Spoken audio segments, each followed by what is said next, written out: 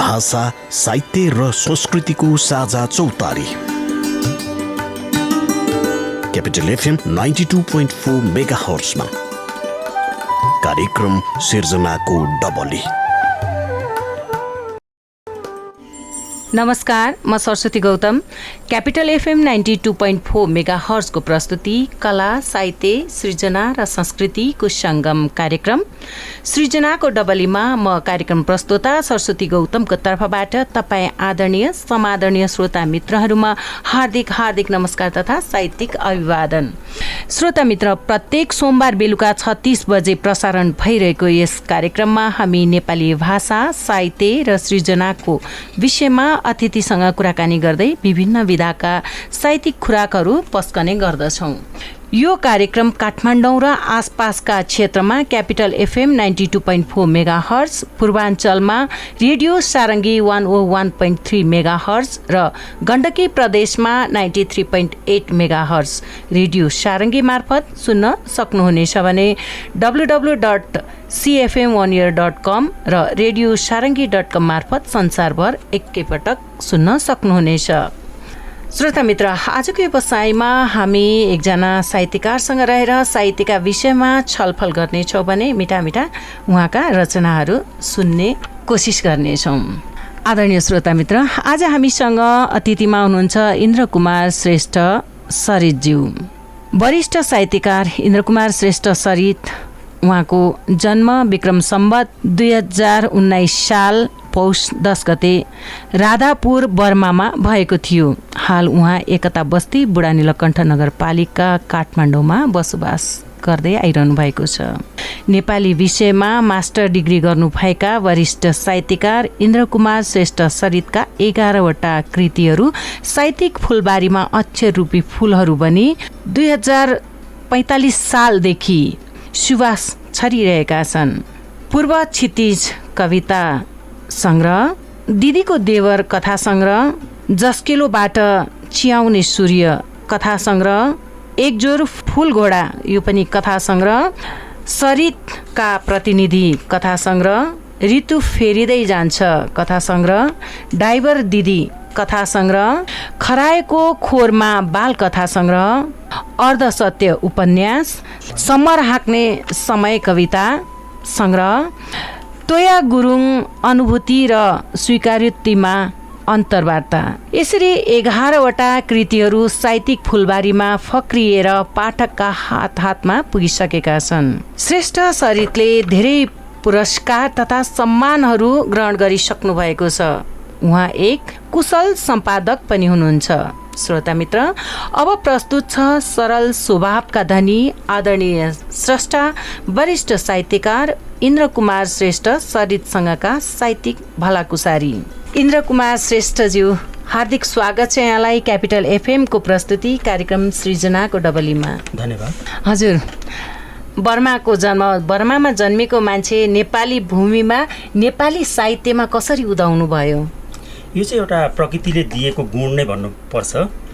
मैले नढाँटी भन्नुपर्दा, किनभनेदेखि एउटा साहित्यिक मान्छे र आम मान्छेको माझमा एउटा फरक के हुन्छ भनेदेखि अनुभव र अनुभूति सबैसँग हुन्छ, तर त्यसलाई ग्रहण गर्ने र त्यसलाई अभिव्यक्त गर्ने क्षमता चाहिँ साहित्यिक मनमुटुहरूमै हुन्छ होला। त्यो कारणले गरेर पनि म यतातिर चाहिँ साहित्यिकतर्फ चाहिँ ढल्के जस्तो लाग्छ। हजुर, भनेपछि बर्माबाट कहिले आउनुभयो? शिक्षा हाम्रो बर्मामै के? होइन, म बर्माबाट आउँदाखेरि जम्मा 6 वर्षको थिएँ। 2025 सालमा बर्माबाट मेरो परिवार नेपाल आएको हो। हजुर। मेरो बुवा, अब पृष्ठभूमि भन्नुपर्दाखेरि चाहिँ मेरो बुवा चाहिँ ब्रिटिस गोर्खाको लाउरे, अनि उतैतिर घरजम गरेर हामी बच्चा भइसकेपछि चाहिँ 25 सालमा नेपाल आएका हौँ। ए हजुर, 25 सालमा जबकि एकचोटि त्यहाँ आन्दोलन भएको थियो होइन? भइ नै रहेको थियो। हामी बर्मामा हुँदाखेरि त्यतिखेर चाहिँ एउटा त्यहाँ समूह थियो KIA भन्ने, जसलाई चाहिँ छुट्टै राज्य चाहिएको थियो बर्मा सरकारबाट। उनीहरूले चाहिँ सरकारसँग विद्रोह गरि नै रहेको अवस्था थियो। हजुर, भनेपछि यहाँ बर्मामा जन्मिनुभयो, बुवा आमा त नेपालमै जन्मिनु भएको होला? होइन, बुवा चाहिँ नेपालमा हो, आमा चाहिँ मेरो 3 पुस्ता 4 पुस्तादेखि बर्मामै।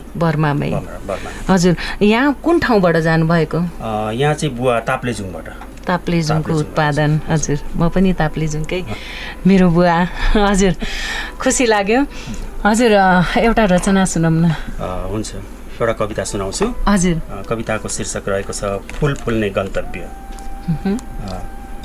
कविता यस्तो छ हेर्छु म सधैँ उदाउँदो सूर्यलाई हेर्छु म सधैँ उदाउँदो सूर्यलाई सूर्यका राता किरणहरूसँग हिँड्दै म एक अँगालो उज्यालोलाई अँगाल्छु नवीन उत्साहको डुङ्गा चढेर अघि बढ्छु जताततै म सुन्दर हरियाली देख्छु त्यही हरियालीले मधुर बसन्ती गीत गाएको सुन्छु असीम उत्साहको सञ्चार गराउने पलहरू पटुकीमा बाँधेर म गतिका साथ हिँडिरहन्छु आशालाई च्यापेर हिँडेको एक युग बित्यो निराशाले छोप्ने बादलको कयौँ कहानी बन्यो तैपनि मनले हरेस खाएन पछि हट्न मानेन खडेरीमै पनि आशाको गाग्री थापिरह्यो हेर्दा हेर्दै ऋतु फेरिए मान्छे ढले मान्छे उठे चिसियाका आँखाहरूले ओभाउने आश राखिरहे समय थाहै नपाई सबैको आँखै सामु बदलिसकेछ मियोहरूले नै साथ छाड्दै कहिले जुटे कहिले फुटे रोएर जीवनको गन्तव्य कहिल्यै भेटिन्न आँसुको भेलमा अमूल्य जीवन व्यर्थै बगाउनु पनि छैन त्यसैले सञ्चित गरेर पुरानै जोस लक्ष्य र विचारलाई समयसँग हिँड्नु छ न्याय र समानता फुल्ने गन्तव्यमा पुग्न समयसँगै हिँड्नु छ धन्यवाद समयसँगै हिँड्नु छ मिठो रचना सुनाउनु भयो यहाँले यहाँको कविता सङ्ग्रह समर हाँक्ने समयबाट हजुर अर्को पनि सुनाइदिनुहोस् न अर्को कविता यस्तो छ हाम्रो पुस्तक समर हाँक्ने समय बाटै सुनाउनु हजुर किनभने 11वटा कृतिलाई न्याय त गर्नु पर्यो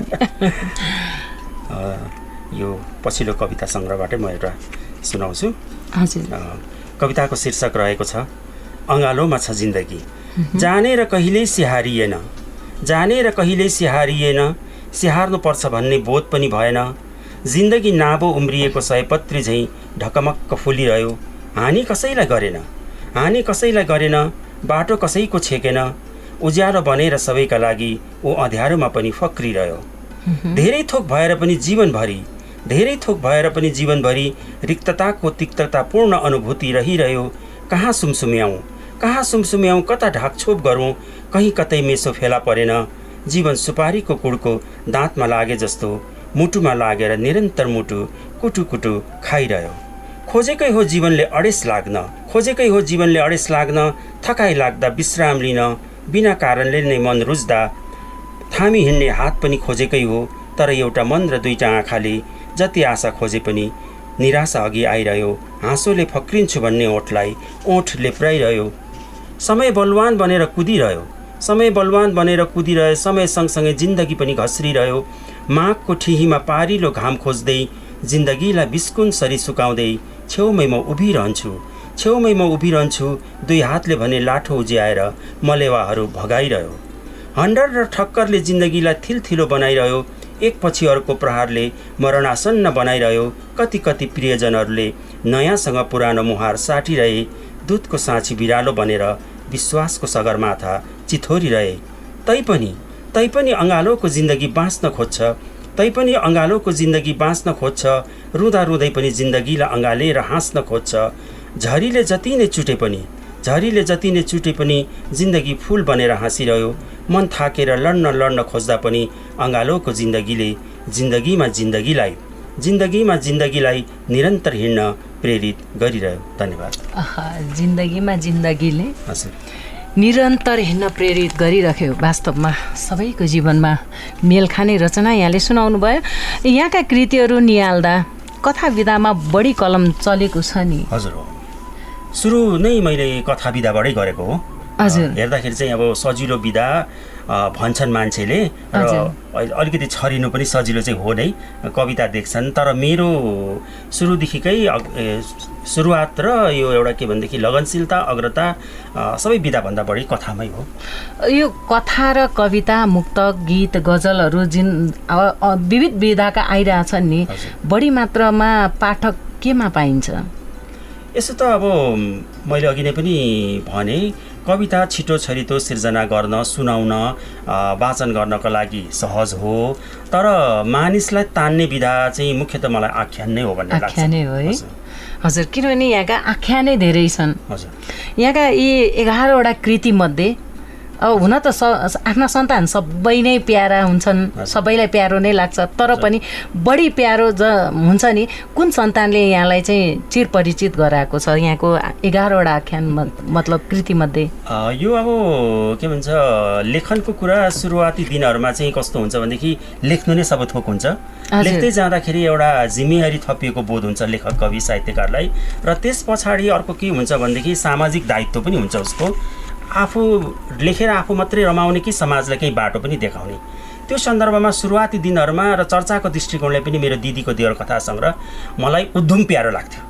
ओहो यो त भएन भने त म त बाँच्नै सक्दिनँ होला साहित्यिक क्षेत्रमा अथवा दैनिक जीवनमा पनि योभन्दा प्यारो मेरो के छ र जस्तो लाग्थ्यो तर अब समय बित्ने क्रममा लेख्ने क्रममा र परिवर्तन त हर क्षण भइरहेको हुन्छ त्यसै क्रममा चाहिँ एउटा वैचारिक दृष्टिकोणले पनि विचारबाट एउटा मार्क्सवादी द्वन्द्वात्मक भौतिकवादी विचारबाट प्रभावित हुँदै त्यसलाई अध्ययन गर्दै जाने क्रममा र लेखनलाई पनि अब लेखनमा पनि त्यो कुराहरू आउँदै गएपछि पछिल्लो समयमा चाहिँ मेरो पछिल्लो कृति ऋतु फेरिँदै जान्छ र समर हाँक्ने समय अब फेरि के लाग्छ भने योभन्दा मेरो प्यारो अर्को छैन जस्तो लाग्छ अहिलेको समयमा आएर चाहिँ हजुर भनेपछि फेरि अर्को जन्मियो भने फेरि त्यो पनि पुनः प्यारो हुन्छ हुन सक्छ र हुन नहुन पनि सक्छ किनभने मैले दुईटा कुरा यहाँ जोडेँ एउटा लेखन एउटा जिम्मेवारी र अर्को विचार हजुर किनभने अब विचार क्षण परिवर्तन हुँदैन र विचार कस्तो भनेदेखि विचार कसैले कसैमाथि लादेर पनि हुँदैन विचारले त मान्छेलाई छुनु पर्यो र विचार त्यो मान्छेले धेरै उतार चढाव पछाडि ग्रहण गर्छ त्यो ग्रहण गरिसकेको विचार मनमा पनि बस्छ मस्तिष्कमा पनि बस्छ मन मस्तिष्कमा बसेको विचार त्यति चाँडै जाँदैन होला जस्तो लाग्छ हजुर धन्यवाद आदरणीय श्रोता मित्र अझै पनि कुराकानी बाँकी नै छन् हामी एकैछिन छोटो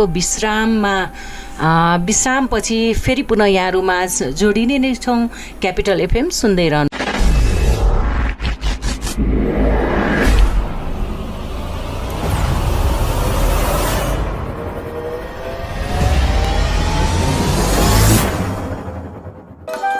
कार्यक्रम सिर्जनाको डबली यो छोटो विश्रामपछि पुनः स्वागत छ श्रोता मित्र यहाँहरूलाई र हामीसँग अतिथिमा हुनुहुन्छ वरिष्ठ साहित्यकार इन्द्रकुमार श्रेष्ठ सरितज्यू फेरि पनि एउटा रचना सुनौँ न रचनै मिठो हुन्छ एउटा कविता नै अगाडि ल्याउँछु हजुर कविताको शीर्षक रहेको छ उज्यालोले नुहाएर बल्ल बल्ल देखा पर्यो जुन बल्ल बल्ल देखा पर्यो जुन घना जङ्गलका बीचमा अँध्यारोमा हराइरहेको बेलामा जुन आँखा बनेर उज्यालियो अँध्यारोमा हराइरहेको बेलामा जुन आँखा बनेर उज्यालियो आशा बनेर आइपुग्यो अब हिँड्छु म मेरो गन्तव्यसम्म अब हिँड्छु म मेरो गन्तव्यसम्म उही आशाका साथ उही उमङ्गका साथ बास बसेका चराचुरुङ्गीलाई म बिथोल्दिनँ बास बसेका चराचुरुङ्गीलाई म बिथोल्दिनँ मसँगै हिँडिरहेको मेरो छायालाई अलग कहिल्यै गर्दिनँ निरन्तर मैसँग हिँड्ने मेरो छायालाई निरन्तर मैसँग हिँड्ने मेरो छायालाई म स्नेहले सुमसुम्याउँछु मोडहरूमा पर्खिन्छु उसलाई घना जङ्गलले छेकेको हो उज्यालोलाई अलि अघि बढ्ने बित्तिकै जुनको उज्यालोले फेरि भेटिन्छ भनेर सम्झाउँछु म उसलाई अँगालोभरि जुन बोकेर म उज्यालोकै गीत गाउँछु अँगालोभरि जुन बोकेर म उज्यालोकै गीत गाउँछु जुनले नुहाउँछु जुनकै उज्यालोमा रमाउँछु हेर हेर त मसँग मेरो छाया पनि नाचिरहेछ हेर त मसँग मेरो छाया पनि नाचिरहेछ यात्रामा भोक नि लाग्छ पक्कै थकान नि लाग्छ यात्रामा भोक नि लाग्छ पक्कै थकान नि लाग्छ तर मलाई थाहा छ यो घना जङ्गल पार गर्ने बित्तिकै उज्यालो घामले मलाई न्यानो अङ्कमाल गर्नेछ धन्यवाद कति मिठो रचना सुनाउनु भयो यहाँले यहाँको उपन्यास पनि छ हैन अर्धसत्य के दिन खोज्नु भएको छ यसमा कस्तो किसिमको सन्देश हाम्रो समाजमा कस्तो भनेदेखि अब अहिले पछिल्लो समयको कुरा नगरौँ, जब यो उपन्यास प्रकाशित भएको बेला थियो तबसम्म समाजले चिनेको लिङ्ग के थियो भने महिला अथवा पुरुष। हजुर, महिला अथवा पुरुष मात्रै थियो र त्यसबाहेक अन्य अथवा तेस्रो लिङ्गी भन्ने अवधारणै त्यतिखेरसम्म समाजमा आइसकेको थिएन। त्यसको बारेमा बोल्नु, बहस गर्नु, छलफल गर्नु भनेको त त्यो त धेरै परको कुरा थियो। त्यस्तो बेलामा यो एउटा सत्य घटना भन्दा पनि हुन्छ। यसको जुन चुरो चाहिँ छ, यहाँहरूलाई मैले जानकारी गराउँ, केही समय चाहिँ म यातायात व्यवसायसँग पनि सम्बद्ध रहेको थिएँ। त्यतिखेर भेटेको पात्र हो यो, मैले धेरै अगाडि रियल घटना करिबन 2038-39 सालतिर भेटेको पात्र हो। र त्यो पात्र धेरै अप्ठ्यारोमा थियो, आर्थिक अभावको एकदम अप्ठ्यारोमा थियो, उसलाई उपचारको खाँचो थियो। त्यस्तो क्रममा मैले पनि केही सहयोग गर्न पाएँ र सहयोग गर्ने क्रममा मैले के भयो, किन भयो, तपाईँलाई यो अवस्था किन आइपर्यो भन्दाखेरि उनले जे मलाई भने त्यो कुरो चाहिँ मेरो दिमागमा थियो, मेरो दिमागमा बसिरहेको थियो। अनि यति लामो समयसम्म, यति लामो वर्षसम्म बस्यो कि त्यस पछाडि त्यो बेलामा यो घटना हुँदाखेरि मेरो छोरी जन्मेको थिएन। तर जब मेरो छोरीले चाहिँ एसएलसी, ठुलो छोरीले एसएलसी दिने बेला भयो, त्यतिखेर उसलाई मेरो एकदम गाइडको खाँचो थियो। अनि ऊ पढ्न बस्दाखेरि म पनि पढ्न बस्दिन्थेँ उसँग, करिब 3 महिना 4 महिना एसएलसीको तयारी क्रममा। अब म त बस्दिन्थेँ, तर के गरेर बस्नेछ म चाहिँ। अनि त्यतिखेर त्यो 3 महिना 4 महिनाको समयको सदुपयोग गरेको मैले अर्धसत्य लेखेँ। अनि त्यति यो एउटा लैङ्गिक दृष्टिकोणले अब हाम्रो समाजमा जुन अहिले तेस्रो लिङ्गीको सन्दर्भमा कुरा आइरहेछ, नागरिकताको कुरा आइरहेछ, उहाँहरूलाई नागरिकतामा अन्य लेख्ने कुराहरू मैले भने अघि पनि निवेदन गरेँ, त्यतिखेर यस्तो केही थिएन। र यो प्रविधिको अब मेरो दाबी चाहिँ गलत छैन भनेदेखि यो प्रविधिको उपन्यास नेपाली साहित्यमा मेरो पहिलो हो। ल, एकदमै राम्रो, यहाँको दावा सक्सेस होस् होइन। हजुर, अनि यदि मेरो यो दाबी चाहिँ अब गलत छ भनेदेखि सप्रमाण अरू कसैले झुटो बनाइदिनु भए पनि म त्यसलाई स्वीकार्छु, तर आउनु पर्यो होइन, प्रमाण सहित आउनु पर्यो, मुखले भनेर भएन। किनभने मान्छे त यहाँ कस्तो छ भने झुटो साबित गर्न त यावत लान्छना हिलो छ्याप्ने काम त अवश्य पनि गर्नुहुन्छ, तर सही प्रमाण सहित आउनुहोस्, स्वीकार्नुहोस्। कमसे कम यस्तो खालको साहित्य पनि नेपाली साहित्यमा यो बेलामा लेखिएको थियो भनेर एउटा स्वस्थ आलोचना प्रत्यालोचना गरौँ न। हजुर, त्यसको लागि त म सधैँ तयार। हजुर, अब फेरि एउटा रचना सुनौँ कि? कविताकै निरन्तरता छ, शीर्षक रहेको छ चमेरो। हजुर, झुन्डिन्छ कहिले यो भिरमा, हाम फाल्छ कहिले त्यो भिरमा, स्थिर त्यो पटक्कै छैन, चोर्ना पो परेको छ कि उसलाई, एक ठाउँमा ऊ अडिनै सक्दैन। कहिले रातोलाई राम्रो भन्छ, कहिले सेतोलाई राम्रो भन्छ, हिजो आज त ऊ कालोलाई राम्रो भन्न थालेको छ।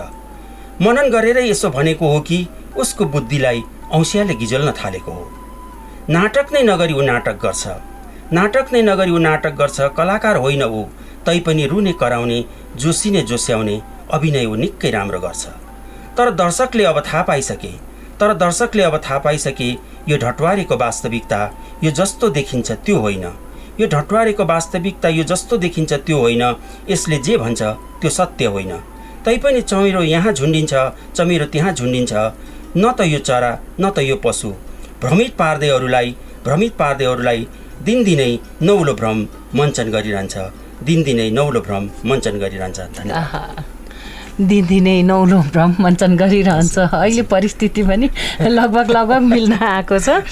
हजुर, यहाँ त एक कुशल सम्पादकको रूपमा पनि चिनिनु भएको छ होइन, कतिको सहज छ यो सम्पादन गर्न? धेरै गाह्रो छ। स्रष्टाले आफ्नो सृजनाको चाहिँ रचना गर्नुभन्दा पनि अर्काको रचना सम्पादन गर्नु धेरै गाह्रो छ। जस्तो टु बी फ्र्याङ्क, नढाँटी भन्नुपर्दाखेरि अब कतिपयलाई फेरि यो काम गरिदिँदाखेरि खुसी पनि हुनुहुन्छ कोही चाहिँ, तर अधिकांशलाई के लाग्छ भनेदेखि ओहो मैले लेखेकोमा यस्तो सम्पादन, मैले लेखेकोमा यस्तो करेक्सन भन्ने पनि हुन्छ। तर जबकि त्यो कुरोको सम्पादन नगरी पनि हुँदैन। यो कुरो चाहिँ मैले कहाँनिर पनि धेरै महसुस गरेको भनेदेखि, जस्तो मैले केही फाटाफुट्ट अब पत्र पत्रिकाको सम्पादन पनि गरेकै हुँ र नेपालको पहिलो गजल साहित्यिक पत्रिका गजलको सम्पादन पनि गरेको हुँ। र पछिल्लो समयमा मैले 2 वर्ष 3 वर्ष चाहिँ एउटा अनलाइन पत्रिका पनि चलाएँ। विशेष गरिकन अझ अनलाइन पत्रिकामा आउने आर्टिकलहरू हेर्दाखेरि कुनै आर्टिकलहरू सबै त नभनौँ, रुन मन लाग्छ। भाषामाथि साहित्यमाथि पनि यति साह्रो खेलवाड कमसेकम अलिकति जिम्मेवार भइदिने हो भनेदेखि आफैले लेखेको आफैले पनि एकचोटि करेक्सन हेरिदिने हो भने त्यो जो सम्पादक भएर कुर्सीमा बस्नु भएको छ उहाँले रुनु पर्दैन। त्यस्तरी रहन्छन् जबकि नछापिदिएको पनि हुँदैन, त्यो छाप्नै पर्यो, आग्रह पनि आउँछ। अनि छापिदियो भने के अरे त्यसमा अलिकति सम्पादक निर्मम भएर सम्पादन गरिदियो भनेदेखि चित्त दुखाइ पनि हुन्छ। तर त्यो गर्दाखेरि चाहिँ जो सम्पादकको कुर्सीमा बस्नुहुन्छ उहाँले चाहिँ सामान्यतया बेलुका गएर टाउको दुखाइ कम गर्ने औषधि पनि खानुपर्छ बेला मौकामा। भनेपछि आदरणीय श्रोता मित्र सुनिहाल्नुभयो होला, जति पनि स्रष्टाहरू हुनुहुन्छ भरिसके सम्पादकको गुनासो यहाँहरूले सुन्नुभयो। करेक्सन गरेर 2-3 चोटि आफ्नो रचना पढेर र त्यो शब्द होइन त आयो, शब्दमै आयो कुरा, शब्द चाहिँ एकदमै चयन गरेर मात्रै पठाउनु हुन अनुरोध गर्नु। हजुर, जस्तो यसमा मैले एउटा के जोड्न चाहेँ भनेदेखि नि, जस्तो भने अब ह्रस्व दीर्घ भनेको सबैको पकड हुँदैन। अब साहित्यकार लेखक त्यहाँनिर भाषाविदै हुनुपर्छ भन्ने छैन। तर सामान्यतया अब ह्रस्व दीर्घ त हामीले अथवा भाषा भाव आदि इत्यादिको बारेमा त स्कुल कलेज युनिभर्सिटीमा पढ्दै नै आएका हुन्छौँ है। तर कतिपय छ भनेदेखि जस्तो अङ्ग्रेजी भाषामा चाहिँ एउटा सानो शब्द गल्ती गऱ्यो भनेदेखि चाहिँ ओ यहाँ यस्तो त्रुटि भयो भन्छ। अनि तर हाम्रो नेपाली भाषा त हाम्रो प्राण हो नि त। हामी अभिव्यक्त हुने पहिलो माध्यम भनेको त हाम्रो नेपाली भाषै हो। त्यो आफ्नो भाषामाथि चाहिँ यति साह्रो हेलचेक्राइ नगरिदिएदेखि चाहिँ धेरै राम्रो हुने थियो। हजुर, यो स्कुल लेभलदेखि नै यो चाहिँ एकदम करेक्सन गरेर अलिक कडौ रूपमा चाहिँ नि आउने हो भने अलिक करेक्सन हुन्थ्यो कि धेरै, किनभने स्कुल लेभलले नै छाडा छोड्यो नि त। एकदम। अनि यो सन्दर्भमा अर्को एउटा कुरो के पनि भनेदेखि जस्तो कि एउटा कुरो के भनिन्थ्यो, अब जस्तो बोर्डिङबाट आउनेहरू नेपालीमा कमजोर हुन्छन् भन्ने। तर अब मेरै घर परिवारमा पनि केही बच्चाहरू अहिले बोर्डिङमै पढ्छन्, समयअनुसार चलिदिएको थियो। तर म उनीहरूको नेपाली चाहिँ हेर्छु, विशेष गरिकन हेर्छु। तर त्यो भनाइ अब क्रमशः अलिक सच्याउनु पर्ने जस्तो पनि मलाई लाग्यो, किनभनेदेखि त्यति हेलचक्राइपूर्ण छैन अहिले, छैन त्यो। जस्तो कि स्पेसली नेपाली टिचरै राखेर, ग्रामरलाई हेर्ने टिचरै राखेर धेरै मेहनत गरेको देखिँदो रहेछ अहिले पछिल्लो समयमा चाहिँ, विशेष गरी बोर्डिङ स्कुलले। मलाई त्यस्तो लाग्यो है, यो मेरो व्यक्तिगत अब के भन्छ अनुभव भनौँ यसलाई। हजुर। अब हामी कार्यक्रमको अन्तिममा आइसकेका छौँ, समयले नेटो काट्ने बेला भइसकेको छ। नेपाली साहित्यमा धेरै विकृति छ भनिन्छन् नि, त्यसमा पनि पुरस्कार लिने र दिनेमा त झन् साटासाट नै छ भन्छन् नि, के छ अनुभव? अब यो के भन्छ राष्ट्रिय एउटा माध्यमबाट भटाभट बोल्दै जाने भनेदेखि मलाई पनि अप्ठ्यारो पर्ला, धेरैलाई पनि अप्ठ्यारो पर्ला। तर अब यहाँले भन्नु हामीले भनेको समग्र देखेको कुरा बोल्ने न हो। विकृति र विसङ्गति भन्ने कुरो त हरेक क्षेत्रमा छ। तर अब हामी भाषा साहित्य प्रेमी, भाषा साहित्यका विद्यार्थी भएको नाताले चाहिँ हाम्रो चाहना चाहिँ के हुन्छ भने त्यो विकृति नेपाली साहित्यमा नभइदियो हुन्थ्यो। त्यस्ता गुनासाहरू धेरै सुनिन्छन् र हामीलाई लाग्छ पनि कि जस्तो कि फलाना व्यक्ति पुरस्कृत भयो भन्दाखेरि ठिकै हो। तर सँगसँगै जसले चाहिँ निरन्तर भाषा साहित्यमा लगानी गर्नुभएको छ, आफ्नो जीवनलाई समर्पण गर्नुभएको छ, त्यस्तो व्यक्तिहरूलाई पनि सम्झिदिए अझ राम्रो हुने थियो भन्ने मलाई चाहिँ लाग्छ। र मैले यस्तो विषयमा आवाज कसरी भन्दा अब कलम मार्फत उठाउँदै पनि आएको छु। र मैले अघि पनि निवेदन गरेँ, मैले 3-4 वर्ष चाहिँ अब स्वदेश नेपालको सम्पादन गरेँ।